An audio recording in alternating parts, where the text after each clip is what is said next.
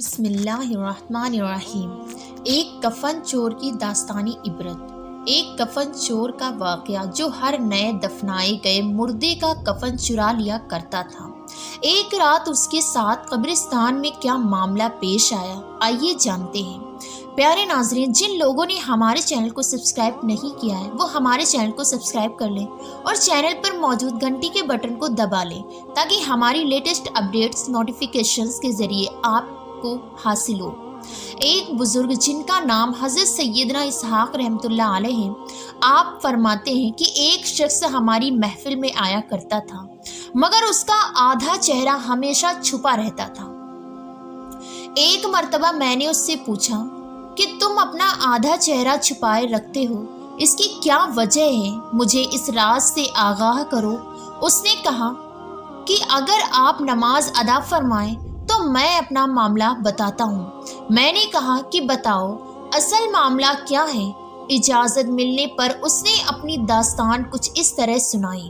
اس نے کہا کہ میں کفن چور تھا، میں نے کئی قبروں سے کفن چرائے۔ جب بھی کسی نئی قبر کے مطابق معلوم ہوتا تو فوراً وہاں پہنچ کر کفن چرا لاتا۔ ایک مرتبہ ایک عورت کا انتقال ہوا۔ جب اسے دفنا دیا گیا تو میں رات کو قبرستان پہنچا اور قبر کھودنا شروع کر دی۔ جب اینٹیں ہٹا کر کفن کی ایک چادر نکالی اور دوسری چادر کھینچنے لگا تو اچانک اس عورت کے بے جان جسم نے حرکت کی اور چادر کو تھام لیا۔ میں نے کہا، تمہارا کیا خیال ہے؟ تم مجھ پر غالب آ جاؤ گی؟ ایسا ہرگز نہیں ہو سکتا۔ یہ کہہ کر میں گھٹنوں کے بل بیٹھ گیا اور پوری قوت سے کفن کھینچنے لگا۔ یکایک اس عورت نے ایک زوردار تھپڑ میرے چہرے پر مارا۔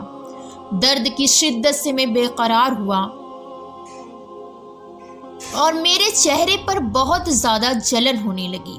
یہ کہہ کر اس کفن چور نے اپنے چہرے سے کپڑا ہٹایا تو اس کے گال پر انگلیوں کے نشان بالکل واضح تھے۔ میں نے کہا، اچھا پھر کیا ہوا؟ اس نے کہا، پھر میں نے چادر واپس اس عورت پر ڈال دی اور جلدی جلدی قبر پر مٹی ڈال کر برابر کر دیا اور پختہ ارادہ کر لیا کہ جب تک زندہ رہوں گا کبھی بھی کفن نہیں چراؤں گا۔ اللہ میرے سابقہ گناہوں کو معاف فرمائے اور مجھے توبہ پر استقامت عطا فرمائے۔ حضرت سیدنا اسحاق رحمۃ اللہ علیہ فرماتے ہیں، اس کفن چور کا سارا واقعہ لکھ کر میں نے حضرت سیدنا ابو صالح رحمۃ اللہ علیہ کی طرف روانہ کیا۔ انہوں نے جواب لکھ کر بھیجا کہ تیرا بھلا ہو۔ اس سے پوچھ کہ جو مسلمان قبلہ رخ دفنائے گئے تھے کیا سب کے چہرے قبلے کی طرف تھے یا قبلے سے پھر چکے تھے؟